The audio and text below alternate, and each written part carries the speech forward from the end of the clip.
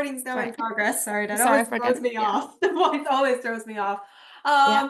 Thank you guys so much for hanging out with me tonight. I do not know if hanging out with, Letterly and Answer.AI was your first choice, but you're here right now, so you might as well learn something, right? Especially for you seniors with the early decision and deadline coming up. This is super, super important. So please make sure you're taking notes. Please make sure you're taking notes. I'm going to share a lot of information with you very quickly. All right. So I'm going to start sharing my screen. We are going to talk about how to impress the college admissions folks with an amazing personal statement. All right. This is a very interesting conversation. Is how much does your essay really matter? We'll get to that in just a moment. But if you're a senior right now, very, very important. All right. If you are a 10th grader, if you're an 11th grader, there are other things that I want you to think about. You don't need to start your college essay now. You should think about what you will write, but I'll get to that in just a moment. First, let me tell you a little bit about us. We are Letterly, and we believe if it's not working up here, it's not working down there. Better writers make better thinkers, and that is so, so very important.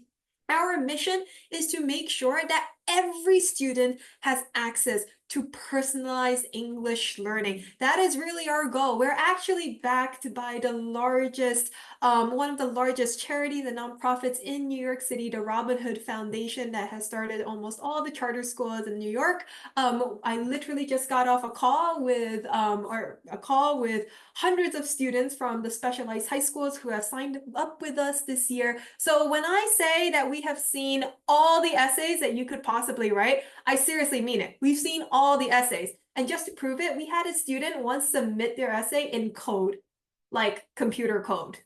Please don't do that. But we have seen everything, all right?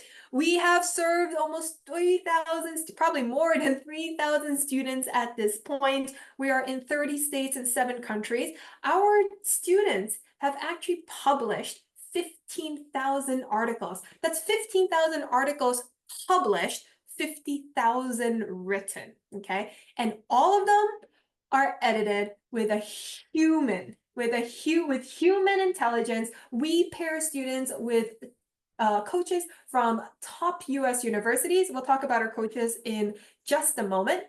But before I get into that, I will actually tell you a little bit about myself. Thank you for the very kind introduction. My name is Jane. I'm the founder and CEO of Letterly. And I'm actually not a teacher by training. I was on Wall Street. I was in finance for about 10 years as an investment banker before moving over to the hedge fund side. And you might be asking, Jane, why are you opening a writing school? So, and this is important for you guys. Basically, during the 10 years that, as some of you may know now, I was living in Manhattan and I was commuting back and forth with Greenwich. During the 10 years that I was doing finance, I was actually volunteering with first and second generation immigrants in the outer boroughs. And it was all volunteer, it was pro bono, and I would see so many essays, like students, they're literally panicking, writing their college essays. And I'm reading them thinking, these are not issues that you should be dealing with as a 12th grader. These are issues you should be dealing with as a 5th grader, right? Figuring out what a plot diagram is, how do you structure a personal narrative, how to show, not tell. Again, not issues you should be dealing with. And in 12th grade, it is really, really important though. And that is why we're still going to tell you. But that's also the reason why I decided to quit finance and start a writing school. Now, I did graduate from Harvard. I actually majored in history. I'm a liberal arts girl, like in my core. And I did interviews, as you may have heard. Some of the examples that I'm actually going to give you about the college application comes from my interview process. So I really hope that with us, you'll be able to take a sneak peek behind what actually happens during the admissions committee. These are our amazing coaches. Like literally 60% of our coaches went to Harvard and Yale because that is the strength of our network. Every single person works with us because they believe in our mission, all right? These are folks who love the liberal arts, believe in writing, and they want to provide personalized feedback for you. So we're actually approved by the university to recruit in all of these amazing institutions. I'm going to say something a little bit controversial. All right. You guys are probably thinking that I'm going to tell you that the essay is the most important thing in the world, and it is very important. But I'm going to tell you for the, how many of you, for the 10th and 11th graders out there, the essay is not the most important thing. All right. I want you to think about the entire application as the answer to this question. How are you going to use the resources of the university to better the world in which you live? That is the most important question. And for you seniors, this is still the most important question because the entire application is trying to answer this question, all right? How are you going to use the resources of the university to better the world in which you live? So what does that mean? That means you have to talk about your academics, you have to talk about your extracurriculars, and you package that in the application. So let me give you an example. I think the best way for me to actually explain it is to give you a liberal arts example and then a STEM example. So I was putting the application together, my senior year, of course, and I want to study history. I've known that I wanted to study history since literally I was in the 4th grade. And so from an academic standpoint, I took all of the history APs. I did extremely well on my SATs across the board, but especially in the verbal sections. I asked my history teacher to write my recommendation. I took extra history classes. I won history prizes, right? Like academically, I was stellar in the liberal arts. From an extracurricular standpoint, everything I did was related to the larger community, right? Look at this question. How do you better the world? Don't just do extracurriculars because some college consultant told you to do it. You have to pick the right extracurriculars that will actually better the world in which you live, your local community, your society. Do you think about other people? Or are you just going to be the next Einstein who's going to lock themselves in their dormitory and not share that wealth of knowledge? So from my standpoint, what did I do? I ran my school newspaper. I started a community newsletter. I actually worked for my local politician down in Greenwich Village and I think in around the Chelsea area. Pretty seedy back in the day, all right? So I did all of this extracurricular activity because I cared about my community and I cared about how news was going to be spread. I cared about communication. And so when it came to actually writing my application in 12th grade, when I'm putting everything together, when I'm looking at the Common App, I'm looking at the supplements, everything was so easy because I knew my answer and everything I've done answer this question, that I was going to use my love of the liberal arts to better the world, to better my local community. Like that is what I wanted to do. So for my college essay, I wrote about my history teacher. I wrote about my 6th grade history teacher, not even a joke, right? And then for my main supplemental essay, because there typically is like a 650 Common App, and then for a supplement, you do another 650 as a mega essay. I wrote about how I literally traveled to South Africa to teach English. And you can tell this is a process for you to understand who you are, right? Because I spent 10 years in finance, did well, but I still came back to teaching, right? So a lot of this is about self-exploration.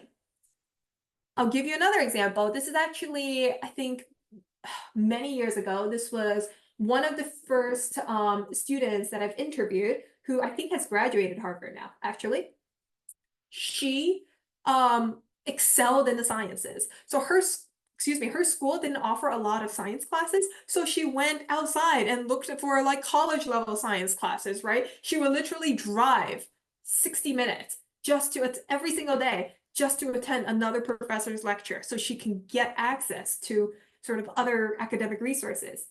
Her extracurricular is absolutely amazing. She even created a secondhand market for medical equipment. Let me explain. So there was a disease that ran through her grandmother's side of the family, and her grandmother lost her use of legs. She needed a wheelchair, but the family couldn't afford a wheelchair. So basically, she just put like 2 wheels on a chair, and that was it. And then she realized that so many people in the community had the same problem. So she created a secondhand market for medical equipment.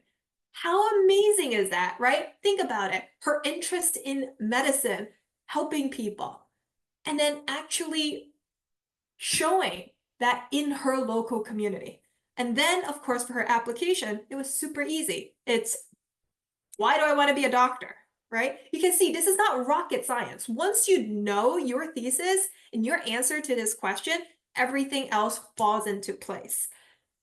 That is to say, if you're also starting earlier, if you're a 10th grader, if you're 11th grader, don't worry about your essay yet. Oftentimes, you're writing about the activity you actually do between your 11th and your 12th grade. I went to South Africa between my 11th and 12th grade, so there's no way I would have written my essay earlier, right?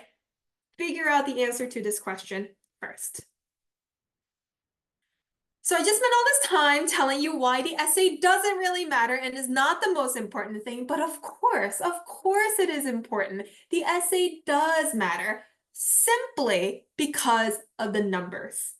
Let's say you're applying for a competitive university, 30,000 applicants. I think it's like tripled since then. All right. I wrote this a very long time ago. It's probably closer to like 60, 70,000 applicants for a competitive university right now. Let's say the admissions committee was meeting every single day from November 1st through April 1st, taking away the holidays, taking away the weekends, and working like normal hours. That's 200 decisions per day, 25 decisions per hour, 2 minutes per file. That's right, guys. Everything you've done since the 9th grade is going to be condensed to 2 minutes per file. That, and yeah, some people are gonna, I've done this presentation many times. Some people are going to say, but Jane, it's like an average, right? Yes, it is an average. So the ones that have a higher probability of going to university, they'll spend more than 2 minutes, and the people who like don't have the right grades will be 2 seconds. That's not the point here. The point is, you don't have a lot of time to convey your message to the admissions committee, right? I mean, your thesis, which is the answer to the prior question, needs to be super clear. You have to understand that the university only has limited spots. So why should they invest in you? How are you going to use the resources of the university and maximize their return on, frankly, their investment, right? How are you? You can tell I was a finance person. Like, why you? How are you going to make our community better? How are you going to put our university on the map? All right. It needs to be super clear. And if you don't know the answer, they won't know the answer. Okay. So I'm going to pause here because what I really actually want to do is to go through an actual personal statement. All right. We're going to pull up a personal statement that was written by one of my prior students. And it was like, oh my goodness, there are so many things that we need to fix here that it basically, set the stage for our college programs. So I'm going to pause here. Are there any questions right now? You guys can literally ask me anything about the college process. I could probably give you an answer, or at least a view at this point. I see a question in the Q&A earlier. Yeah, someone asked, how long were you at Harvard University? Harvard's a 4-year college. And everyone, feel free to raise your hand or type the questions in the chat. Okay, I see one hand. Just hold on. All right, now I think you can unmute and talk, Julia. So, Yeah, we can hear you. Okay. So my question is, once you apply to your college and your university, well, how long will they view your application? How what? How long will they view your application? So you have two, are you a senior? Yeah, I'm a senior. Okay, so are you hitting the early decision deadline or the regular? Um, I think the regular. Okay, so that would be due December 31st, right? Okay. And so they will release the decisions by April 1st. Okay. Yep. And so if you really think about it, right, with the number of applicants coming in and all that, you're really only spending 2 minutes on average per application. So the goal really is to get to the second reader. So normally there is one person who is responsible for your school. They would be the first one to sort of sift through the pile, and then that basically gets the best applications gets elevated to a more senior director, and that person will take it to the admissions committee to make the decisions. Okay. All right. Anything else? Yes. Any other Yes. questions? Yeah. Yes, I have another What else? question. Yep. Yep. Okay, so um once you apply to college is the like is college is it is college gonna be hard? I just wanna know that. Is college hard? Yeah. Yeah, it's as much as you make out of it. It could be very easy, it could be very hard. It will, you basically, I mean, if you think about it this way, it is what you will make out of it. Okay. Yeah, but Okay, you will that's have it. fun. It is wonderful. Okay, thank you, Jane. Welcome. Yeah, and also I see earlier in the chat, Jeria, pardon me if I didn't pronounce your name right. You mentioned you want to apply for Indiana University. Is that right? Yes. Yes. Yeah, I went to a liberal arts college in Indiana. Yeah, and I was in Indiana University a lot. It was a really, really nice university, beautiful campus in Bloomington. Yeah, so I think you totally should do it. Thank you. And I applied already, but I'm still waiting for a decision. Yeah, great. Good luck. Thank you. Awesome. So we are going to go over a essay that one of my students wrote many years ago. So we're going to talk about two fish here, all right?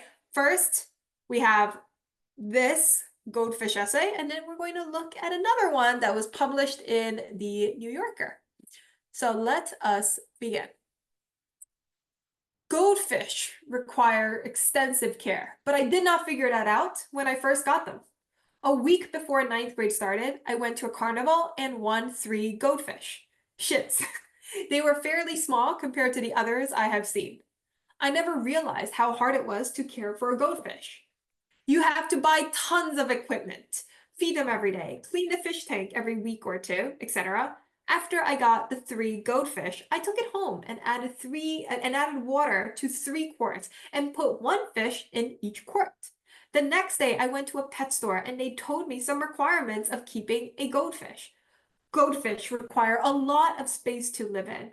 1 goldfish requires 20 gallons of water to stay healthy. Tap water could not be used for goldfishes, it has to be conditioned first. Since I didn't get a lot of money for fish supplies from my parents, I just bought the bare necessities, a 5-gallon tank, a tap water conditioner, a fish net, and fish flakes. I was eager to set up the fish tank for my fishes. As soon as I got home, I started working on it.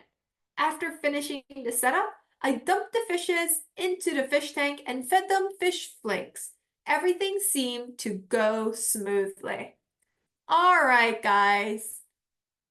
Question. What do you guys think about this essay? What do you guys think? You want to let me know in the chat? Did you guys like it? Is it I good? love this. You liked it? Yeah, I love it. You love it? Well, here's a question for you. Can you see anything about this guy at all? Um, he couldn't afford the money to buy to get the water for the goldfish. He clearly cares about them, right? He cares about them. He totally cares about them, right? I mean, look at this. I never realized how hard it was to care for goldfish. He clearly cares about them. But to be very honest, this is actually an example of an essay where we would say, I feel like I'm more reading a manual about how to take care of a goldfish, right? I mean, think about it. Right. I know more about, I don't have any goldfish, but I will know how to take care of a goldfish after reading his essay, right? He added water to 3 quarts. He put 1 fish in each quart, et cetera, et cetera. 1 fish requires 20 gallons. Like, these are all like numbers, basically, right? We know a lot about how to take care of the fish, but we don't really know much about him. We just know that he cares. It's very obvious, right? But the hook needs to be stronger. If the hook for your personal statement comes out to be, frankly, a like manual for how to take care of goldfish, that's a huge, huge problem. Okay. The other thing is that there are a lot of grammar mistakes. So for instance, the plural form of goldfish, guys, the plural form of fish, should know this from like 1st grade, is fish, okay? There is no such thing as fishes. That's not a thing. But you can Yes, see he I went back and noticed that. yeah, he went back and forth, right? Goldfish, goldfishes. And then here he puts a space randomly, right? And here he's back to just his normal goldfish. And then somewhere else, I'm pretty sure, is like, I don't know, he uses, yeah, goldfishes. And this time there is no space, right? It's super inconsistent. It's very sloppy. And the vocabulary, I mean, listen, you don't have to use fancy vocab, but it's very hard to believe that a senior wrote this. It feels like, honestly, like a 5th grader wrote it, basically, right? I love the fact it does make him seem like a child, but I don't think that was the intention, all right? It is a very good idea for an essay, but we're going to take a look about how somebody else actually made a goldfish essay really amazing. You can see the difference later, okay? Let's move on. All right, don't forget. He got 3 goldfish. All right? 3 goldfish. After a few days, 1 goldfish died. I had no idea why. I decided to go online to search for information. I figured out that fish tanks require a 1-week period for the bacteria that processes harmful substances to develop. The spike in ammonia levels caused the goldfish's death. After learning that, I decided to find ways to help the goldfish for a chance at survival. I went to the fish store and bought a bag of gravel, a heater, and some bottles of water treatments. I washed the gravel and placed it on the floor of the tank. I followed the steps stated in the labels and installed the heater in the tank. Every day after school, I would rush home to change the water in the fish tank slowly to avoid shocking the fish. After changing the water, I would observe them for 10 minutes to see how they react to change. Depending on whether they seem to be uncomfortable, swimming rapidly, or gasping for air, I may add the stress coat solution into the water to help them. Although another goldfish died after these modifications, the last goldfish was able to survive. All right, guys. So basically, how many fish died? 2, right? Only 1 goldfish survived. And are we sad? Are we sad that 2 out of 3 goldfish died? Yes. You're sad? Well, it's a tough one, right? I mean, it's like he's so like a scientist. right? I would observe them for 10 minutes to see how they would react to the change. Are they going to be uncomfortable? Are they swimming rapidly? Are they gasping for air? Honestly, it doesn't hit you as emotionally. I mean, you should be like crying practically if like this guy cares so much. But if you didn't care, that is a huge, huge problem, right? So, I'm gonna write this here. If you didn't feel hurt that 2 out of the 3 goldfish died, that's a problem. He needed to be more emotional. It's so important when you are writing, you need to convey emotions in your writing. You need to connect with your readers. And that is what we're going to see in our next essay. Okay? Any final thoughts? What do you guys think about this essay? Any final thoughts before I move on? Final thoughts? All right. Well, let's get moving to a story called The Death of a Fish. This was published in the New Yorker, which is an amazing literacy magazine. And well, we're going to read about the death of a fish from a completely new angle. When our 5-year-old daughter Olivia's goldfish Bluey died the other week, we were confronted by a crisis larger or at least more intricate than is entirely usual upon the death of a pet. Bluey's life and his passing came to involve so many cosmic elements, including the problem of consciousness and the plotline of Hitchcock's Vertigo, that it left us all bleary-eyed and a little shaken. One Sunday night, around bedtime, my wife called me into Olivia's room. Bluey was stuck in one of the windows of his castle, wriggling and huffing with just his head out, looking ahead and trying to swim away. He wasn't supposed to be able to swim up there into the windows. He was supposed to stay within the channels in the castle. But the castle obviously had an architectural flaw. Bluey's stuck in the window, Olivia cried. Calm down, Olivia, Luke said. He's just a fish. Bluey is my best friend, Olivia said. I could tell him things I couldn't tell anyone else.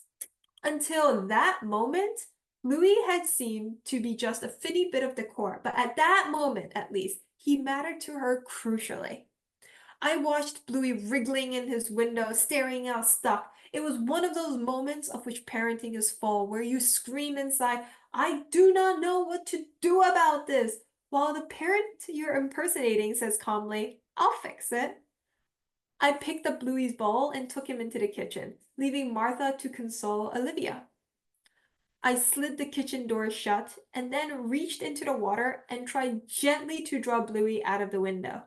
I tugged lightly and then realized that he was really wedged in. I looked around the kitchen. The remains of a sea bass that we had eaten for dinner and that had doubtless had a lot more personality than Bluey ever did, rested on the counter, filleted skeleton, and staring reproachful head, waiting to be tossed out. All right, guys. So what do you think of this story? Do you guys care that the fish died? Yes or no? Do you guys Yes, care? Yes, you guys care that. Why do you care that Bluey died? I care because I care because Bluey was wiggling and huffing. Yeah, he was wriggling and huffing, which are really amazing words, right? Like, look at this, right? He was Yes, wriggling and where I don't know where huffing is, but yeah, I mean, you can see like first of all, these are very active words, really great use of vocabulary. They're not complicated words, right? They're active words, very descriptive, right? Note how there's use of dialogue here, right? Great use of dialogue. That's something our editors help with is trying to like actually find a way to incorporate dialogue into your story, super important. And also, one thing very different from the goldfish in the first story, this fish actually has a name, right? So we're able to connect with Bluey more. We connect with Olivia, right? Olivia is freaking out because Bluey's my best friend. And I mean, what are you gonna feel like if your best friend is like wriggling and huffing and about to die, right? So we feel it. We feel Olivia's pain, but we also feel the father, right? This is from the father's perspective. So, right, he's talking about my wife, right? I watched, I slid. So this I is the father. And the father doesn't care about Bluey, right? It's just a goldfish, but he cares about Olivia. And that is the underlying theme and message in the story, right? Is not about the fish. It's not about the death of a fish. It's about how to be a parent. Okay, so this is beautifully written, and you can see how it's different from the first death of a fish. And that also brings me to another point, which is that it doesn't actually matter what you write about, even though that is important, of course, but what you write about is a lot less important than how you write it. If you want to write an identity essay, write an identity essay, right? Even though you feel like so many people have read it, have written about it, that's totally fine. Write about your extracurricular activity, write about your sport, your musical, whatever, okay? But what matters is how you write it. And that is really what we try to work on. We try to work on your essay, specifically your voice. How are you going to be able to tell your story the best? And I am going to make a shout out here because this weekend is the last time that you can actually register with us before your early decisions, okay? Your early decisions are due, what, like November 1st, right? So you need 6 weeks to finish both a personal statement and a supplemental essay. And that's what Sprint to College is. There's a 4-week option and a 6-week option. We have one-on-one live sessions. We do multiple rounds of trying to fix your personal statement, make it better. We have live workshops, and it's actually affordable. To get our quality of editors, which you see, like they all went to Ivies practically, like, or just top 20 universities, it is a very, very affordable price. It starts at $4.99, okay? So I am actually going to drop the information in the chat here. I would recommend, I can't send it. So I've sent it to Yuyun, and then you can just share it with everybody. But basically, right, if you go here, I'm gonna keep sharing my screen. All right. You can see how this works. You can see our program features. You can see all of a number of our editors here, and it's completely flexible. It's based on your time. Our goal is that in 4 to 6 weeks, you'll get your personal statement done and your supplement done. Okay, that's it. No questions asked, with multiple rounds of revisions. So I would love for you guys to come join us. It starts this Sunday. So if you have a question, if you're interested at all, please book a consultation with us, with Joanna, who is also here in this webinar. And yeah, you should definitely feel free to answer any questions. To ask any questions. So we have a WeChat handle. We actually have a whole group where we have tons of recordings. We show 5 essays. We've been doing a series, 5 essays in 5 weeks. We have all the recordings for that. So you should definitely email us or add us on WeChat that you can see below. And again, this QR code will take you to our Sprint to College website. So that, guys, is everything that I have for you. I hope this was helpful. And yeah, I'm just gonna open it up to questions. Thank you, Jen. Thank you for sharing all this wonderful information and writing tips to our audience today. And the video later will also upload on our channel, and so it will reach to more audience who cannot make it live today. So now is time for questions, everyone. Feel free to raise your hand and ask your question directly to Chen. I will give you the unmute button, so you can just ask yourself. And also you can type in the chat if you prefer it that way. So I do see there's a question earlier in the chat from Ali. The question is, will a business administration degree help me pursue a personal business in the trade I'm certified in? So Jen, you want to take on that one? Yeah, I mean, if you're going to be doing first of all, I think everybody should do something business related, right? I mean, personally, I think so. I don't think you need an MBA to do it. I have a company, I don't have an MBA, right? But I did work on Wall Street for 10 years, so I could probably teach MBA classes at this point, right? What I would say is that you should always have a sense for numbers. You should always know the language of business. You know what the language of business is? It is accounting. If you don't know accounting, it's very, very hard to build up your trade, right? To scale up your trade. So even if you're like a contractor and such, and you want to do business development deals, real estate, etc., if you don't know how a basic REIT works, if you don't know what a basic yield is, if you don't know what a cap rate is, like material costs, that's going to be really hard. So you don't need a MBA per se, but any sort of business degree in conjunction with your trade is always a huge plus. Yeah, thank you. I hope that answered your question, Ali. And if you have any follow-up questions, you can totally just raise your hand and I will unmute you and you can ask. Yeah, and any more questions from the audience?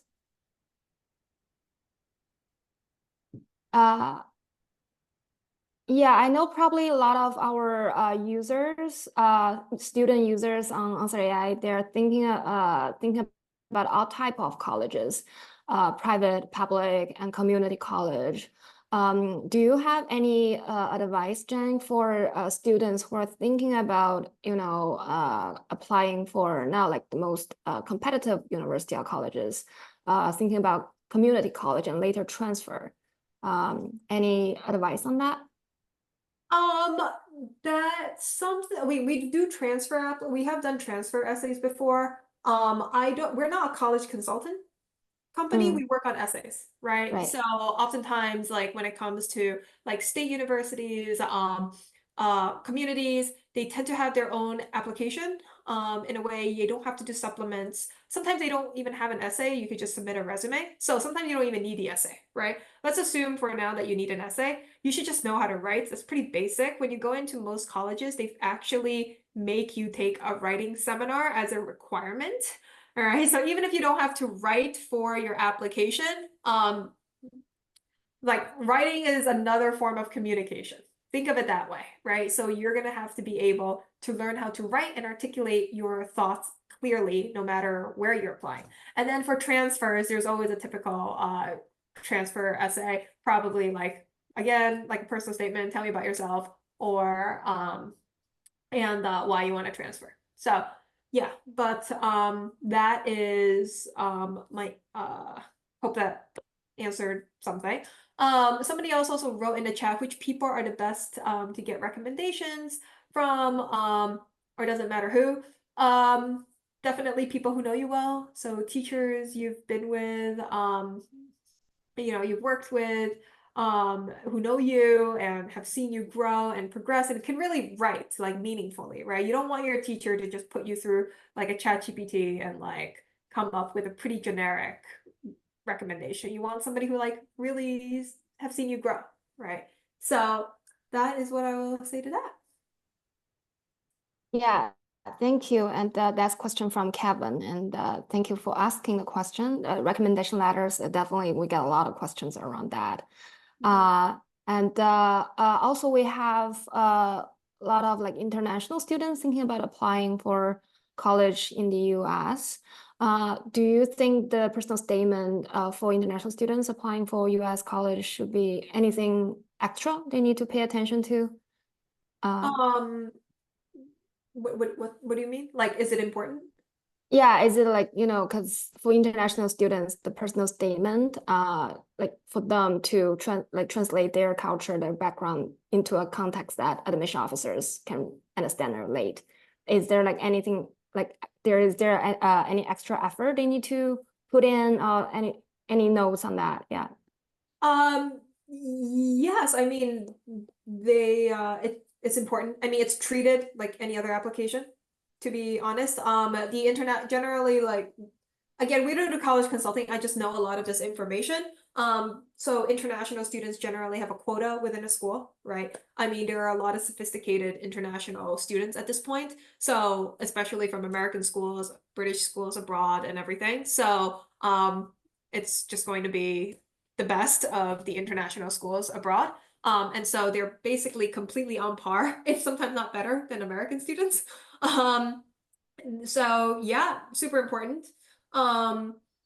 Yeah, actually, now I'm thinking about some of the international students, their essays are literally better than the American students. There is a sort of a secret 650 word additional information section in your Common App. It's not like very out there. It's kind of hidden. You have to like open it and write 650 words. Okay, I'll tell you. This shows you like we've literally seen every essay under the sun. One of the essays that we worked on is from a real Ukrainian refugee. Like not just what you see in the news and her family was in Ukraine. No, like she was in Ukraine, got completely uprooted, was an A student, went down to a C student basically, and like it was crazy, right? And she was obviously living in Ukraine before coming back to Brooklyn. And so she wrote, like she talked to me and I was like, dude, you need to write in the additional information section, which is another 650 words where you talk about your experience. You have to write about your experience in there to explain like what happened to you, basically, right? So if you have those types of experiences internationally, abroad, whatever, life-changing experiences, you should write about that in the additional info. And that's on top of your personal statement. So Yeah, that's a really helpful advice because I remember a lot of people during the pandemic, their grades impacted because, family condition and, other stuff.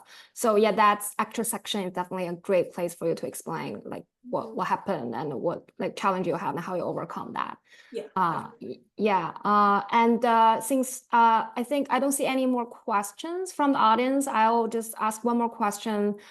Since you also a former Harvard interviewer, you interviewed a lot of candidates. So any advice on students preparing for interviews with school admission officers or alum? Yeah, it sounds super basic, but just be prepared. Like I'm actually shocked at how many kids who are not prepared for an interview. I mean, literally Google what are top most common questions in an interview and like have an answer ready. I don't know what to say. You have so many people. I'm like, why do you want to go to Harvard? And they're like, and I'm like, dude, like even if it sounds like a fake answer, like why didn't you just do your research? Like this is not rocket science, guys, right? So be prepared. Yeah, that's very good tip. I know I said last question, but one more like relate to AI, because like we are Answer.AI, we use AI, helping students. And what's your opinion on like using AI in writing or in general like research related like writing assignment? Any thoughts on that to share with our students or any guidance you think students should follow to really use this technology to help with their writing essays and stuff? Yeah, the what I would say is this. If you, first of all, I use ChatGPT. I mean, everyone should use it. I think if you don't use it, I mean, you should use it. right? You should learn it. It's a tool to learn. It's not something to be feared. It's nothing to be feared, nor is it something to rely on entirely. I would say that is my main thing. You need to learn how to use AI. I think that is absolutely essential. It should be coursework, frankly, in all our schools. The thing is, when it comes to essay writing, it is very easy to tell if somebody is using ChatGPT or not. So in our writing, like, you know, our kids have produced like something like 50,000 drafts. Like, we can tell when it's been plagiarized. We can tell when AI has written it. And I will say this, it is possible to generate really good writing from AI. It is within ChatGPT's ability to do that. However, to write a prompt that will generate such an amazing answer, honestly, you should have just written it yourself. Like, it's so much effort to put an incredible like a prompt and everything. Their entire like natural language processing like fields doing this. Like, it takes so much effort to cheat. You might as well do the real thing. That like from a writing perspective, right? With that said, I think everybody should use it. I am a huge believer in innovative and new technology. Like when Wikipedia came out, I was a huge supporter of Wikipedia, even though a lot of teachers didn't like it because they're like, the facts are fake. And I'm like, well, if you check the footnotes and make sure it's right, it's not fake, right? I mean, it's the same thing. You just need to know how to use it right. Just be smart about it. Yeah, great points. Thank you, Jen. And at Answer.AI, so we are AI for student. We hope through AI-powered technology and support, we can support everyone's learn, grow, and succeed. And also, yeah, thank you so much, Jen and Joanna, joining us from Latterly. And everyone, if you have any follow-up questions regarding writing or personal statement, essays, feel free to reach out to Jen and Joanna, and you can find their link in the chat. And then later we'll also share the recording and information with you. So if you have any follow-up questions, feel free to contact them. And thank you for our audience to joining us. And we look forward to see you next time on financial aid and scholarship. Yeah, thank you again, Jen and Joanna. That's wonderful. Yeah. Thank No, you. thank you so much for hosting this. Bye. Bye.